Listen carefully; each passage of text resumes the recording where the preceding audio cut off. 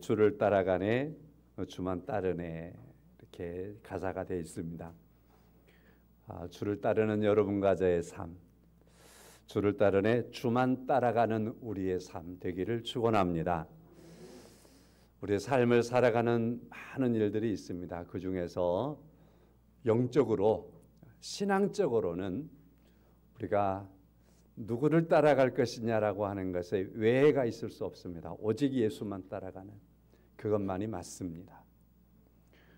기독교를 이기주의라고 말하는데 그렇지 않습니다. 세상의 모든 사람들이 예수를 따라야 하는 것이 맞기 때문입니다. 많은 신들 중에 하나여서가 아니라 오직 주님만이 참 주님이시고 하나님이시기 때문에 우리 인생이 죄와 타락을 통해서는 예수를 안 따르는 거고, 그런가 하면 죄인일지라도 회개하고 주의 은혜 가운데 서면 모두가 다 예수를 따르는 것이 맞습니다. 인류를 하나님께서 지으시고도 예수를 따르라고 지으셨습니다. 이 땅에 우리가 창조된 목적이 예수 따라가며 사는 삶이 되도록 창조된 겁니다. 그러므로 이건 이기적인 측면에서가 아니라 옳음에서입니다. 진리에서 그렇습니다. 여러분, 아무리 유혹이 있어도 다른 어떠한 우상적인 것에는 기도 두지 마시고 눈도 두지 마시고 마음도 절대 주지 마십시오. 오직 예수만 따라가는, 주만 따라가는 여러분과 제가 될 때 우리는 그 안에서 참된 은혜와 행복과 감사의 삶을 살아가는 줄로 믿습니다. 그 복이 우리 모든 성도들에게 차고 넘치시기를 주님의 이름으로 축원합니다. 제가 애화집에 있었던 거기에서 읽었던 애화 하나를 소개하면서 오늘 설교를 시작하려고 합니다. 하여튼 부모는 항상 자녀들에 대하여서 마음이 있습니다. 잘 자랐으면 좋겠고, 잘 살았으면 좋겠고, 착했으면 좋겠고, 이 세상이 아무리 약해도 선했으면 좋겠고, 그렇지요. 자, 그런데 어느 아버지가 자기 아들을 보는데 이 아들이 늘 말썽을 피우고 그러는 겁니다. 그래서 아들에게, 야, 네가 그렇게 말썽을 많이 피우는데 여기 기둥 한번 봐봐라. 이 기둥에 네가 말썽을 피우고 오면 내가 그 말썽 하나에 기둥에 못 하나를 받겠다. 그런데 이 아이가 늘 말썽을 피워오는 겁니다. 그래서 기둥에다가 못을 박고 또 박는 겁니다. 그러다 보니까 기둥에 못이 많아졌습니다. 이 아들도 양심이 있잖아요. 그래서 그 못을 보는 거지요. 야, 안 되겠다 싶으니까 아버지에게 나와서, 아버지, 내가 착한 일을 하면 저 못을 하나씩 빼주시지요. 아버지가 당연히 빼지 그러면서 받아주었습니다. 그래서 그날부터 이 아들이 착한 마음을 먹고 살아가는 겁니다. 좋은 일, 선한 일을 하게 되면 아버지는 그걸 못을 하나씩 빼기 시작하는 겁니다. 그러다 시간이 가다 보니까 하나 남았습니다. 그리고 그날도 아들이 돌아와서, 아버지, 이제 이거 하나 마저 빼주세요 하면서 그가 했던 착한 일, 좋은 일을 아버지에게 말하는 거죠. 아버지는 그걸 빼주었습니다. 이제는 나쁜 일을 하면서 박았던 그 모든 못이 다 빠졌답니다. 아들은 그걸 보고서 너무너무 좋아하는 거죠. 막 기뻐서 벌쩍벌쩍 뛰면서 노래를 부르고, 아버지, 이제 나는 저거 다 뺐어요. 그런데 아버지가 그 아들을 칭찬해 주더니만은 그 기둥을 바라보는 겁니다. 아들아, 내가 좋은 일을 해서 저 못을 다 뺐다마는 그런데 이 못자국이 여전히 남아있구나. 이 못자국이 여전히 남아있는데 너의 과거가 이랬다는 것을 말해주지 않겠느냐. 성도 여러분, 이 이야기는 무엇을 말하고자 하냐 하면은요, 죄가 그렇다라고 하는 것을 말해주려고 하는 겁니다. 우리가 죄를 지었습니다. 그래서 죄를 지었는데 하나님 앞에 나가서 우리의 죄된 것이 무엇인가를 알고 우리가 그 죄에 대하여 회개하면 하나님께서는 은혜로우시고 자비로우셔서 우리의 죄를 용서를 해 주십니다. 자, 그런데 그 용서를 해 주시지만 죄에 대한 것은 반드시 대가가 지불되어야 하는 겁니다. 죄에 대한 대가가 지불되어야 하는데 로마서 6장 23절의 말씀에 이런 말씀이 있습니다. 죄의 삭은 사망이요 하나님의 은사는 그리스도 예수 우리 주 안에 있는 영생이니라. 죄의 값은 사망이다. 죄를 지었기 때문에 반드시 사망, 죽음이라고 하는 것을 통해서 대가를 지불해야 된다라는 겁니다. 그런데 여러분과 제가 죄인입니다. 그래서 죄를 지어서 회개를 했는데 회개를 해서 하나님께서 사해 주시고 용서까지 해 주었는데 죄의 대가는 남아있을 거 아니에요. 죽음이라고 하는 대가, 사망이라고 하는 대가가 남아있는 거예요. 그래서 세상의 모든 사람들은 다 죽는다라고 하는 말씀 아시지요? 그리고 사실적으로 죽지 않습니까? 자, 그런데 이와 같이 모든 사람들이 다 죽지만 그러나 그 죄를 대신해서 죽어주시는 사건이 있습니다. 이제 봄이 됐습니다. 3월이 지나고 4월이 되면 고난주간과 부활주일을 맞이하게 될 겁니다. 하나님께서 우리 죄를 용서했으면 됐지 예수께서 왜 죽어야 했을까요? 라고 하는 질문을 던져보는 겁니다. 왜 예수께서는 죽어야 했을까요? 우리 죄를 우리가 회개하니까 용서했으면 됐지. 그것은 우리가 죽어야 할, 영원히 죽어야 할 우리의 죄에 대하여 예수님께서 그 죄를 대신 지고 죄에 대한 대가를 지불하시는데 그것이 바로 예수님이 십자가에서 죽으시는 겁니다. 죄의 삭은 사망이요. 그 사망을 주님께서 대신 당하시는 겁니다. 그리고서 우리에게 영생을 허락해 주었습니다. 우리가 구원을 받게 됐습니다. 그래서 이 구원에 대하여 다시 로마서 6장 23절 말씀에 하나님의 은사는 그리스도 예수 우리 주 안에 있는 영생이니라. 죄의 삭은 사망이지만 사망에 이를 수밖에 없는 우리를 하나님께서 그 은혜로 우리에게 영생을 주었습니다.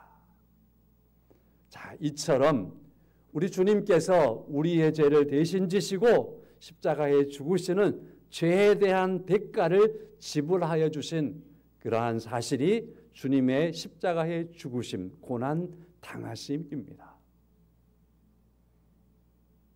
성도 여러분, 우리가 지은 죄들은 그 아들이 잘못했을 때 못을 받고 잘해서 이제 뺐지만 여전히 그 흔적이 못자국이 남아있는 것처럼 남아있을 수밖에 없지만 그것까지 주님께서 죄의 대가를 지불하여 주신 은혜를 입은 사람들이 우리들인 줄로 믿습니다. 우리들이에요. 성도 여러분, 다윗도 죄를 지었어요.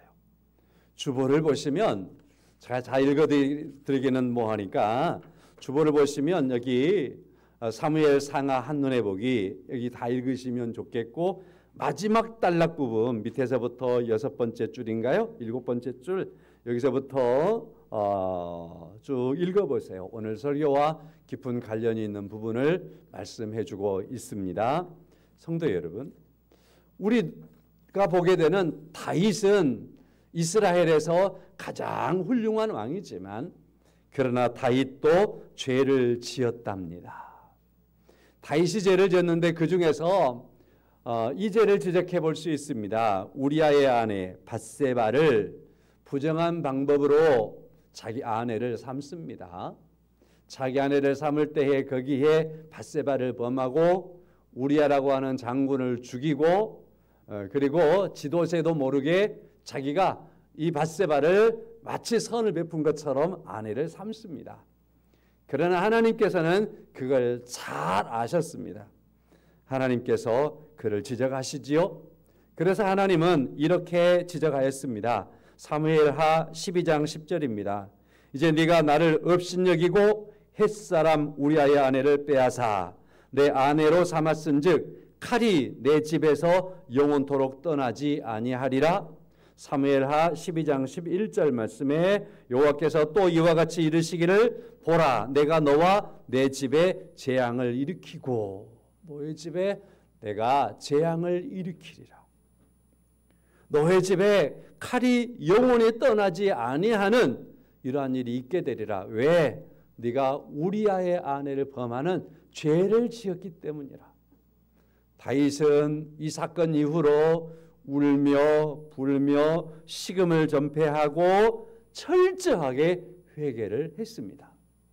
그러나 다윗이 지었던 그 죄에 대한 대가는 지불이 되어야 했습니다. 다윗에게는 아들들이 많았습니다. 자식들이 많았습니다. 부인이 여럿이 있었고 배다른 그러한 자식들이 있는 거예요. 이 배다른 자식들이 크고 자라면서 어느 때가 되니까 서로 강간을 하는 일도 일어나게 되고 그것 때문에 보복하는 일도 일어나게 되고 형제를 죽이는 일도 일어나게 되고 다윗의 아들 중에 그래서 도망자가 생겨나기도 하고 심지어는 다윗 왕을 배신하는 일까지 일어나게 되는 겁니다. 압살롬이 이스라엘 백성들의 마음을 빼앗고 자기가 이스라엘의 왕이 되었다라고 선언하면서 예루살렘을 향해서 한 걸음 두 걸음 다가올 때 다윗은 늦었다 싶으니까 예루살렘을 다 비워놓고 도망가는 거예요. 하나님께서 자신을 이스라엘의 왕으로 삼았지만 그러나 이 이스라엘의 왕된 그 자리까지 왕궁까지 성전까지 다 놓고 도망가야 하는 상황에 이르게 되는 겁니다. 이 모든 것이 다 다윗이 하나님 앞에 죄를 지었기 때문에 그에 대한 대가를 이와 같이 지불하는 겁니다. 성도 여러분, 우리가 죄를 지어서 우리가 늘 회개한 것에 대하여 감사하고 우리 죄를 용서하신 하나님의 은혜를 우리가 감사하며 살아야 됩니다.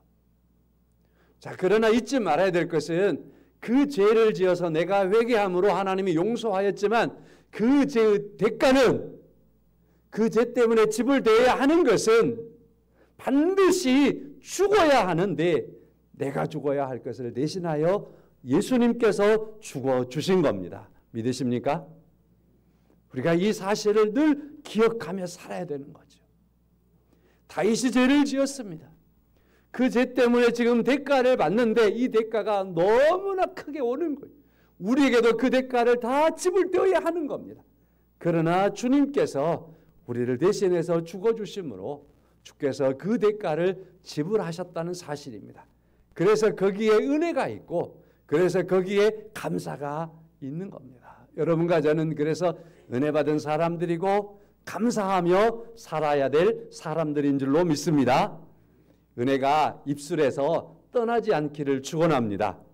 요즘에 많은 사람들의 입에서 나오는 말마다 전부 다 원망하고 비판하고 그리고 말마다 전부 다 어찌 그렇게 자신감이 없고 저주스럽고 그러는지요. 여러분, 우리는 하나님의 은혜 가운데 은혜 받은 사람들이요. 은혜 받았으니 은혜를 말할 줄 알고 은혜를 고백할 줄 알고 은혜를 선언할 줄 알고 또 그것이 감사이니 감사를 고백하며 살아가는 그러한 사람이 되어서 우리가 오늘 이 시대의 그리스도인들이 이 세상을 살아가면서 은혜로서 세상을 뒤집고 감사로서 세상을 다시 한번 뒤집어가는 그러한 삶을 우리가 살아가야 할 줄로 믿습니다. 그래서 다윗이 이제 예루살렘을 비워놓고 도망가는 거예요. 도망가는데 다윗을 따르는 사람들이 있지요. 거의 많은 사람들은 압살롬에게 마음이 다 넘어가 버리고 그리고 다윗을 따라가는 사람은 이제 소수지만 우리가 압살롬을 따르는 사람에 비하여 소수라고 말하지 그 많은 사람들이 따랐겠지요. 그 중에서 대표적으로 한 사람을 소개하는 것이 오늘 본문의 말씀이에요. 19절입니다. 그때에 다윗이 예루살렘을 비워놓고 도망가고 있는 바로 그때에 왕이 가드 사람 이때에게 이르되, 이때라고 하는 사람이 다윗을 따라서 다윗이 도망가는 길에 나도 왕을 따라서 갈 겁니다 라고 나서는 겁니다. 다윗 왕이 이때에게 말합니다. 너도 우리와 함께 가려느냐? 그럴 필요 없다. 나를 쫓아오지 말아라. 너 가드 사람 아니더냐? 그리고 20절 말씀, 너는 어제 왔고 너는 가드 사람으로서 이스라엘 사람으로 이스라엘로 네가 지금 너의 삶을 바꾸고 너의 번지수를 바꾸고 했던 것이 얼마나 된다고 네가 지금 나를 따라가려고 하느냐? 그럴 거 없이 그냥 남아있든지 아니면 너의 고향으로 가든지 그렇게 해야지. 다윗이 말합니다. 나를 따라가면 고생길이다. 나를 따라가면 앞으로 어떻게 될지 모른다. 죽을지도 모른다. 어떤 희생을 치러야 될지 모른다. 그러니까 나를 따르지 말았으면 좋겠다라고 다윗이 이때에게 따르지 말 것을 요청을 하고 있는 겁니다. 자, 여기서 이때는 어디 사람이냐면 가드 사람이 이때 그랬습니다. 우리는 성경을 읽지 않습니까? 자, 그렇기 때문에 성경을 읽는 사람들은 이 가드가 어디인 줄 압니다. 가드는요, 블레셋의 5대 도시 중에 하나입니다. 블레셋이라는 거예요. 블레셋 사람. 자, 블레셋 사람인데 아마도 이스라엘로 최근에 기화했던 것 같습니다. 그리고 다윗에게 충성을 맹세했던 그런 사람이 이때였습니다 라고 말할 수 있습니다. 이 블레셋은 어떤 나라냐라고 하면 블레셋 사람들은 이스라엘에 대하여서 철천지 원수처럼 여겼던 사람들입니다. 자, 그러한 가드 사람, 블레셋 사람 이때가 이스라엘 사람으로 어느 때인가 어떤 이유에선가 기화를 했습니다.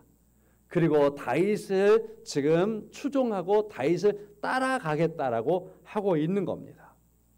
자, 그러나 다윗이 생각할 때에 이 사람이 굳이 자신을 그렇게 희생하며 따라올 이유가 없겠다 싶으니까 당신은 따라오지 말았으면 좋겠다라고 권면을 해주는 겁니다.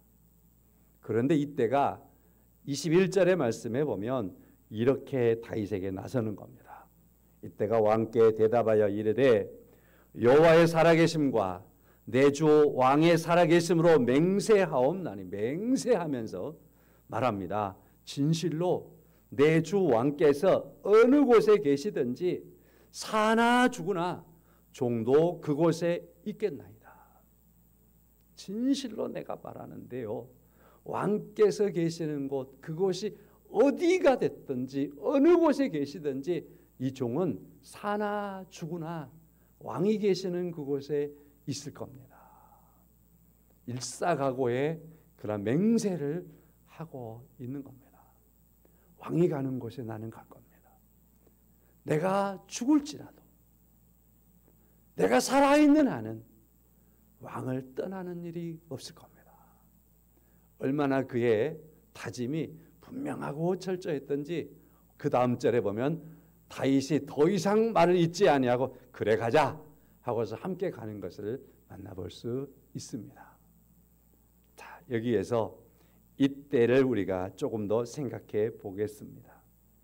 이때가 이렇게 말하고 있어요. 21절 다시 보면은 이때가 왕께 대답하여 이르되 여호와께서 살아계심과 내 주 왕의 살아계심으로 맹세합니다 라고 그는 말하고 있습니다. 이 말씀 속에서 이때의 신앙을 우리가 만나볼 수 있습니다. 이때의 신앙. 이때는 여호와의 존재와 여호와 하나님이 살아계심과 그리고 다윗의 그 존재를 수직적인 관계 속에서 이것을 이해하고 있는 겁니다. 자, 그러니까 여호와 하나님 앞에 순종하는 것, 그것은 다윗에게 순종하는 것이 여호와께 순종하는 것이고, 그리고 다윗을 섬기는 것이 살아계신 하나님을 섬기고 믿고 있는 신앙이라고 하는 사실로 이때는 다윗 앞에 서 있다라는 것입니다.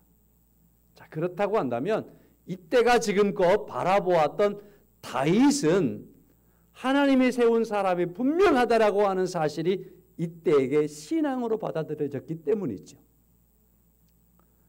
다윗에 대한 모든 것을 볼 때에 하나님께서 다윗을 사랑하고 하나님이 다윗을 세우시며 하나님께서 다윗을 통해서 이스라엘의 통치자가 되게 하였고, 다윗의 지금까지 모든 행위와 그가 했던 모든 역사들을 바라보면 골리앗을 죽이는 일들이나 사울에게 쫓겨다니지만 하나님을 믿는 믿음과 신의를 절대로 놔버리지 아니하고 지금껏 살아왔던 다윗의 그 모습이나 다윗이 이스라엘의 왕이 되어서 왕으로서 이스라엘을 통치하는 그 모든 모습들 속에서 물론 밧세바와 같은 여인을 범하는 실수를 범하기는 하지만 그 속에서까지라도 하나님 앞에 철저하게 회개하고 기도하고 잘못하는 그러한 부족함이 있을지라도 하나님 곁에 있기를 원하는 신실한 하나님의 사람이요 하나님의 종이요 하나님의 세우신 그 왕으로 하나님의 기름 부으심에 합당한 사람인 것이 이때에게 보였던 거지. 그러므로 이때는 하나님과 다윗을 바라보면서 이 다윗을 바라보면서 하나님이 다윗을 세웠다. 그래서 다윗을 믿고 다윗을 따르며 다윗에게 함께하는 그 모습이 곧 자신이 하나님을 믿고 하나님을 따르고 하나님을 공경하는 사람의 모습이라고 하는, 그래서 하나님을 믿는 그의 신앙이 다윗과 여호와 하나님의 관계 속에서 수직적인 관계로 분명했다라는 겁니다. 성도 여러분, 오늘 우리의 신앙이 바로 그런 겁니다. 여러분과 저는 전능하신 하나님을 믿습니다. 믿으시지요? 여러분과 저는 성경을 통해서 말씀하시고 성경에 우리가 분명하게 자신을 드러내시는 여호와 하나님을 믿습니다. 믿으시지요? 자, 또 하나 우리가 분명해야 될 것이 있습니다. 그것은요, 하나님께서 세우신 하나님의 교회를 우리가 사랑하는 것이 하나님을 사랑하는 거라는 사실입니다. 믿으십니까? 이건 이제 하나님과 교회를 수직적인 관계로 보는 거예요. 교회를 사랑하는 것이 하나님을 사랑하는 거고, 교회를 위해서 늘 우리가 마음을 두는 것이 하나님께 마음을 두는 거고, 하나님을 믿는 그 사람을 바라보면서 그를 지키고 그를 사랑하는 것이 하나님의 말씀을 지키는 거고 하나님을 사랑하는 거고, 그와 같은 우리의 신앙과 믿음이 이때를 통해서 우리에게 보여지는 겁니다. 이러한 수직적인 관계들을 우리가 바르게 이해하지 못하면 우리의 신앙은 떠있는 구름과 같이 되어버릴 수도 있습니다. 전능하신 하나님만 생각하고 거룩하신 저 하나님만 늘 생각하다가 여기에 계시는, 이렇게 계시는, 이와 같이 사랑하시는 그 하나님을 우리가 너무 멀리 놓아버릴 수 있습니다 라는 사실이죠. 성도 여러분, 이때는 이와 같이 다윗을 존경하고 사랑하며 다윗을 따르는 그 모습 속에서 이제 이후에 다시 회복됐을 때 보니까 어느 때인가 이때와 요압과 아비새, 다윗 곁에 있었던 3명의 군대 장관 중에 한 사람이 되어 있는 것을 볼 수 있습니다. 여러분과 저는 예수 그리스도를 따르는 사람들입니다. 예수 그리스도를 따르는 사람들은 주님께서 부르실 때, 주님께서 나를 따르라라고 할 때 그 따름에 순종하는 사람들이 예수 그리스도를 따르는 사람들입니다. 우리는 이 사람들을 가리켜서 주님의 제자라고 부릅니다. 주님의 제자는 물론 성경을 통해서 우리가 보면 복음서에서 베드로와 요한과 야고보와 같은 12 제자를 말할 수도 있겠지만 더 나아가서는 오늘도 우리에게 주를 따르라고 말씀하시는 그 말씀 속에서 예수를 따르는 사람들로서 오늘 그리스도인 된 여러분은 주님의 제자들인 줄로 믿습니다. 예수님의 제자된 여러분과 저는 첫째, 우리의 신앙이 어떠해야 됩니까? 라는 거지요. 그것은 우리는 바로 살아계신 하나님을 믿는 사람으로 사는 겁니다. 오늘 이때가 고백하는 것처럼 말입니다. 최소한 이때는 가드에 살면서 그가 태어나기 전이었겠지요. 여호와 하나님의 언약궤를 이스라엘 백성들에게서 블레셋 사람들에 빼앗아 가지고 하나님의 언약궤를 블레셋에 가져갑니다. 그러면서 그들의 도시 이곳저곳에 두는데 이때의 고향이었던 가드라는 곳에서도 하나님의 언약궤를 두었던 적이 있습니다. 그때에 하나님께서 독종으로 다스리셔서 이 가드 사람들이 많이 죽어가는 일이 있습니다. 그래서 그때 이후로 가드 사람들은 여호와는 살아계신 하나님이다. 이스라엘의 하나님은 분명히 살아계신 하나님이다. 이것이 바로 이때의 고향에서 분명하게 각인되었습니다.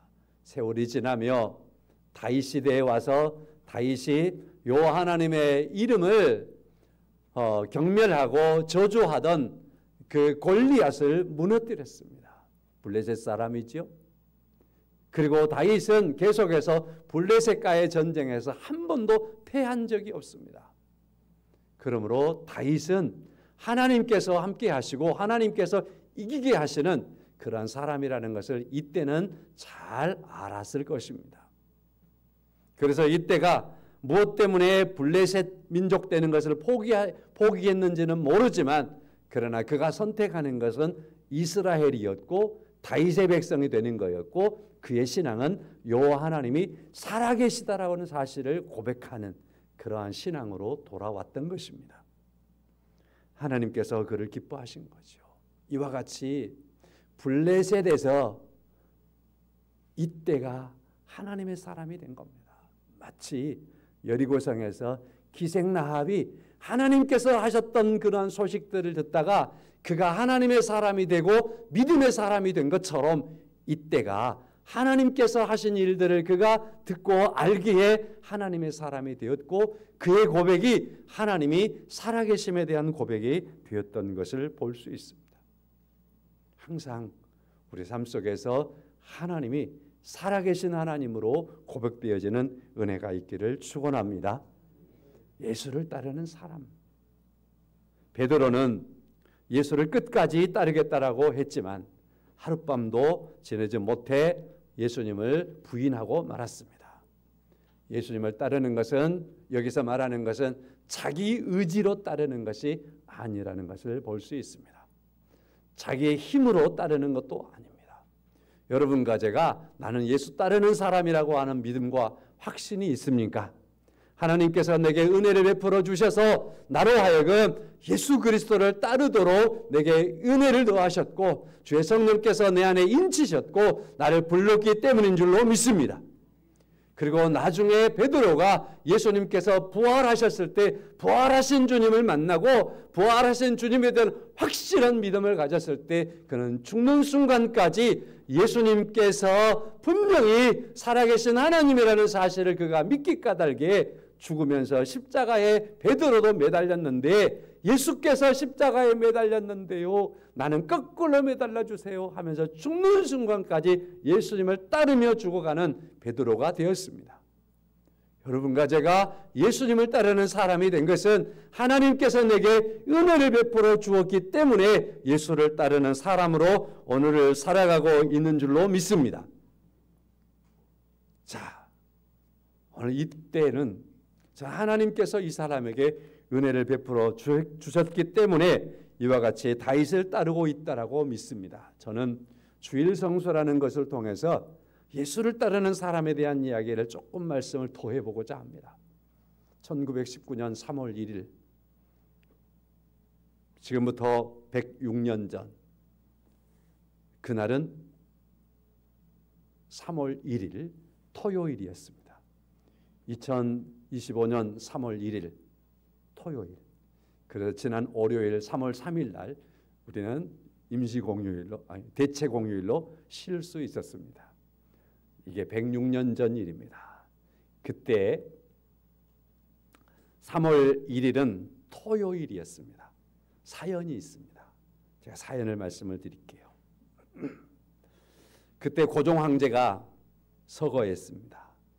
그래서 고종 황제의 장례식이 3월 3일로 잡혔습니다. 3월 3일은 월요일이었습니다. 그래서 민족 대표들이 의논하는 거지요. 3월 3일 날 고종 황제의 장례식이 치러지니까 모든 우리 국민들이 나와서 이 장례식에 참여할 건데, 그때 많은 사람들이 모였던 그 시간, 그 많은 사람들의 모임을 우리가 대한독립만세를 부르는 그날로 정하자. 그렇게 정했습니다. 3월 3일 월요일 날. 그러다가 누군가가 말하는 거죠. 그날 황제의 관이 덕수궁의 앞에 있을 때 만세를 부르는 것은 어딘지 모르게 어색함이 있다. 부담이 간다. 그 부담감을 덜기 위해서 3월 2일로 하루 당기자. 그래서 합의가 됐답니다.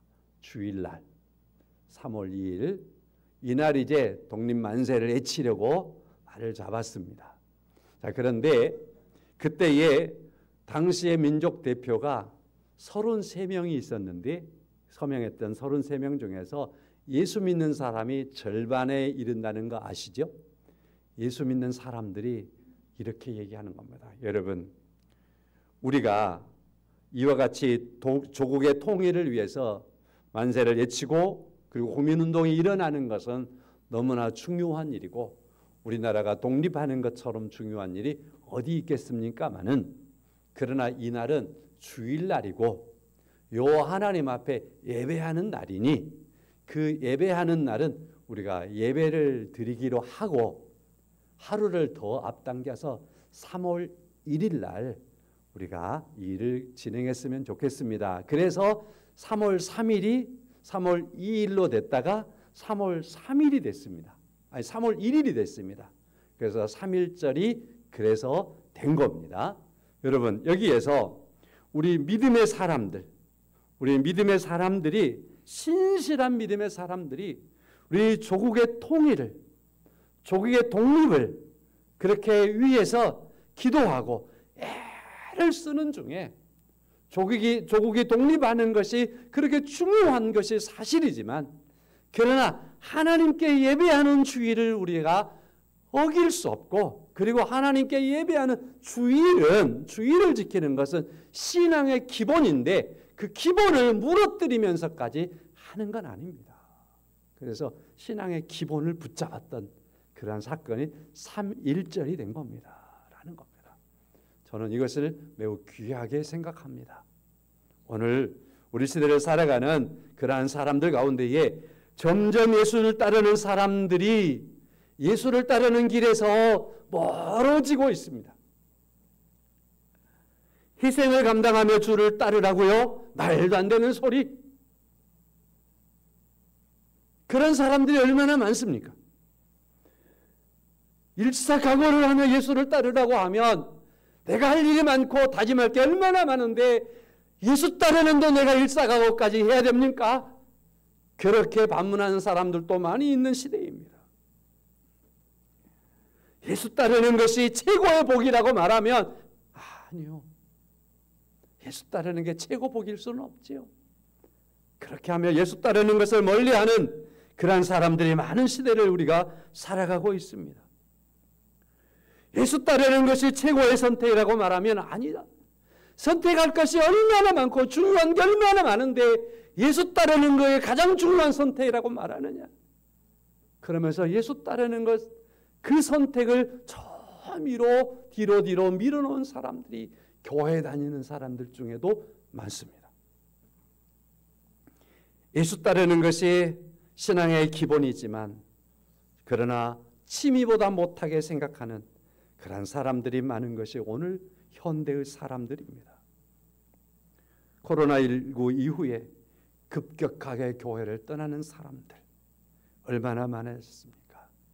믿음의 뿌리가 잘 내려져 있지 않았기 때문에, 이 뿌리가 잘 내려져 있지 않았기 때문에 그런 겁니다. 진정으로 우리의 죄의 대가를 지불하신 주님의 그 놀라우신 은혜를 모르기 때문에 그렇습니다. 라는 겁니다. 여러분과 저에게 이와 같이 예수 따르는 것이 가장 소중한 것을 일깨우는 것은 우리가 죄인이었지만 죄로 영원히 멸망해야 됐지만 그러한 나를 하나님께서 구원하셔서 예수 따르는 자 되게 하였다라는 사실을 우리가 믿고 예수 따르는 자로 오늘 살아가는 것이 옳은 줄로 믿습니다. 코로나 이후에 많은 사람들의 주의를 잊었습니다. 우리 교회도 빈자리를 보니 현저하게 나타난 모습이었습니다. 경제적으로 어렵다고 사람들이 예수 따르는 것을 멀리하고 주의를 멀리하고 있습니다. 요즘에 뉴스를 보면은 뉴스 보다가 화병 난다고 하면서 교회를 떠나는 사람들이 많이 발생하고 있습니다. 오늘도 그렇습니다. 은퇴하신 목사님과 최근에 대화를 나누면서 이런 얘기를 했어요. 그랬더니만 은퇴하신 목사님이 이렇게 말씀을 해주시더라고요. 말세이기 때문에 하나님은 지금 알곡과 죽정이를 고르고 있는 현상이다. 하나님은 살아계시고 저 하나님께서는 전능하신 분이지 않느냐. 분명히 어떤 뜻이 있다 지금. 그러니 정신 똑바로 차리고 본분을 다 하고 본분을 지켜야 된다. 그렇게 말씀하시는 말씀에 공감을 했습니다. 목사님 맞아요. 정말 그런 것 같아요. 그러면서 대화를 나눈 적이 있습니다. 고작 2주일도 안 됐습니다. 우리 주님께서 죗값을 지불하신 것은 나를 사랑하기 때문입니다. 우리에게 영생의 은혜를 허락해 주신 그러한 중요한 사실인 것입니다. 성도 여러분, 이때라는 사람은 다윗에게 어떤 은혜를 입었는지 모르지만 그러나 다윗을 보면서 하나님을 세우신 것이 하나님이 세우심이 분명하기에 그는 수직적인 관계 속에서 다윗을 존경하고 다윗을 지키고 다윗을 따르는 것이 하나님을 살아계신 하나님을 믿는 믿음이라고 믿고 그에게를 포기하지 않습니다.